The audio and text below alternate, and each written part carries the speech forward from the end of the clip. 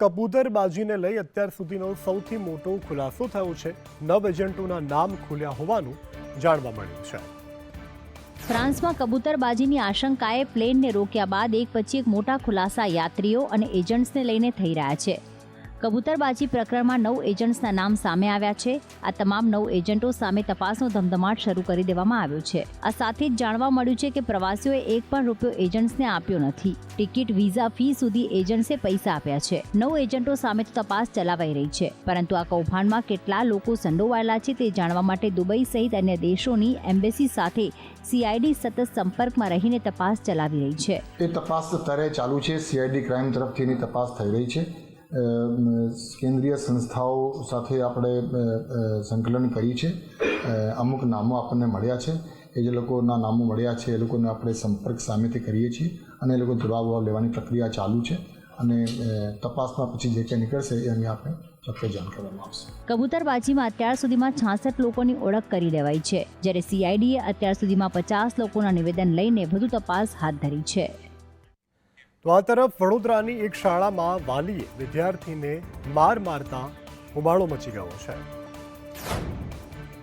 મહત્વનું છે કે વિદ્યાર્થીઓ વચ્ચેના નાના અમથા ઝઘડાનું મોટું સ્વરૂપ ધારણ થયું હતું। ક્લાસરૂમનો દરવાજો તોડી વાલીઓ અંદર ઘૂસ્યા હતા અને ધોરણ 4ના વિદ્યાર્થીઓની વચ્ચે ઝઘડો થયો હતો।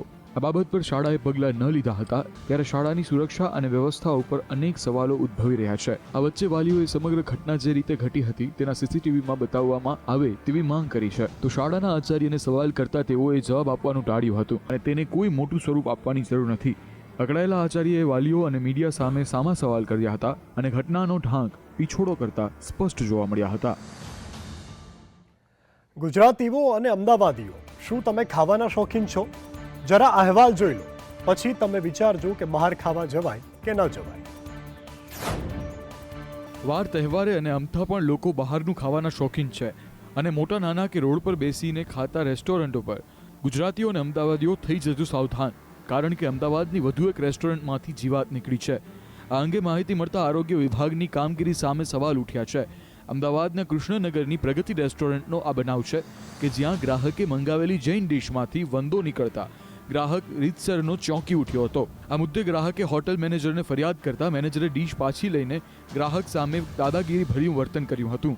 અમદાવાદમાં આ રેસ્ટોરન્ટમાંથી અનેક વખત જીવાતો નીકળવાના કિસ્સાઓ સામે આવ્યા છે। આરોગ્ય વિભાગ દ્વારા માત્ર નામ પૂરતું ચેકિંગ હાથ ધરવામાં આવતું હોવાની ફરિયાદો ઉઠી છે અને લોકોના આરોગ્ય સાથે ચેડા કરતા રેસ્ટોરન્ટ સામે ફક્ત દંડ વસૂલીને સંતોષ મનાય છે। લાગે છે કે આરોગ્ય વિભાગને સામાન્ય માણસના સ્વાસ્થ્ય સાથે થતા ચેડા અંગે કોઈ ચિંતા જ ન હોય તેવું લાગી રહ્યું છે। વિરામબાદ સ્વાગત છે। નજર કરીએ આગળના સમાચાર પર। ગુજરાત રાજ્યને જીએસટી કલેક્શન હેઠળ માતબર આવક થઈ છે। 5,000 કરોડને પાર આ વખતે કલેક્શનની આવક પહોંચી છે। કેન્દ્ર સરકારે ડિસેમ્બર 2023માં ગુડ્સ એન્ડ સર્વિસ ટેક્સ એટલે કે જીએસટીમાંથી 1.64 લાખ કરોડ રૂપિયા એકત્રિત કર્યા છે। આ એક વર્ષ પહેલા એટલે કે ડિસેમ્બર 2022 કરતાં આ વખતે 10% વધુ છે। જીએસટીમાંથી 1.49 લાખ કરોડ રૂપિયા એકત્રિત થયા છે। એક મહિના પહેલા નવેમ્બરમાં સરકારે જીએસટીમાંથી 1.67 કરોડ રૂપિયા એકત્રિત કર્યા છે। મહત્વનું છે કે સતત 10મી વખત છે જ્યારે રેવન્યુ કલેક્શન એપ્રિલ 2023માં થયું, જ્યારે આ આંકડો રૂપિયા 1.78 લાખ કરોડને પાર ગયો છે। આ સિવાય સતત 21 મહિનાથી દેશનું જીએસટી કલેક્શન 1.4 લાખ કરોડ રૂપિયાથી પણ ઉપર રહ્યું છે, જ્યારે ગુજરાત રાજ્યની જીએસટી હેઠળ આવક 5,079 કરોડ પહોંચી છે, જેમાં ડિસેમ્બર 2023માં ગુજરાત રાજ્યની જીએસટી આવક 5,079 કરોડ થઈ છે।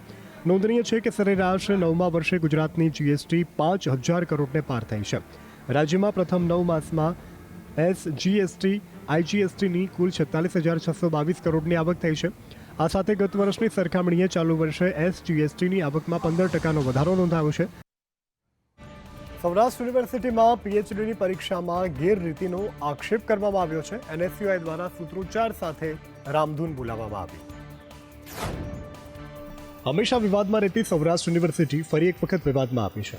રાજકોટ સ્થિત સૌરાષ્ટ્ર યુનિવર્સિટી ખાતે પીએચડીની પ્રવેશ પ્રક્રિયા રદ કરવાની માગણી આજે એનએસયુઆઈ દ્વારા ઉગ્ર વિરોધ કરવામાં આવ્યો। પીએચડીની પ્રવેશ પ્રક્રિયાને રદ કરવાની માગણી કરવામાં આવી। સૂત્રોચ્ચાર અને પોસ્ટર અને બેનર સાથે કોંગ્રેસ આગેવાનો કાર્યકર્તાઓ દ્વારા વિદ્યાર્થીઓની સાથે વિરોધ કરવામાં આવ્યો અને કુલપતિની ચેમ્બર બહાર રામધૂન બોલાવવામાં આવી। એનએસયુઆઈ કાર્યકરો અને કોંગ્રેસ આગેવાનોએ યુનિવર્સિટી બહાર કુલપતિ એક સપ્તાહથી ગુમ હોવાના પોસ્ટર પણ લગાવ્યા. જોકે કોંગ્રેસની રજૂઆત ઉગ્ર બને તે પહેલાં જ પોલીસ આવી અને કુલપતિની ચેમ્બર બહાર બંદોબસ્ત ગોઠવી દીધો. એનએસયુઆઈનું કહેવું છે કે તમામ ભવનોમાં માત્ર પ્રવેશ મેળવનાર જ માર્ક્સ મૂક્યા. અન્ય વિદ્યાર્થીઓનો શું વાંક છે? વેઇટિંગ લિસ્ટ જાહેર કરાયું નથી. ગીર સોમનાથમાં સરકારી નોકરી આપવાના નામે છેતરપિંડી કરવામાં આવી છે.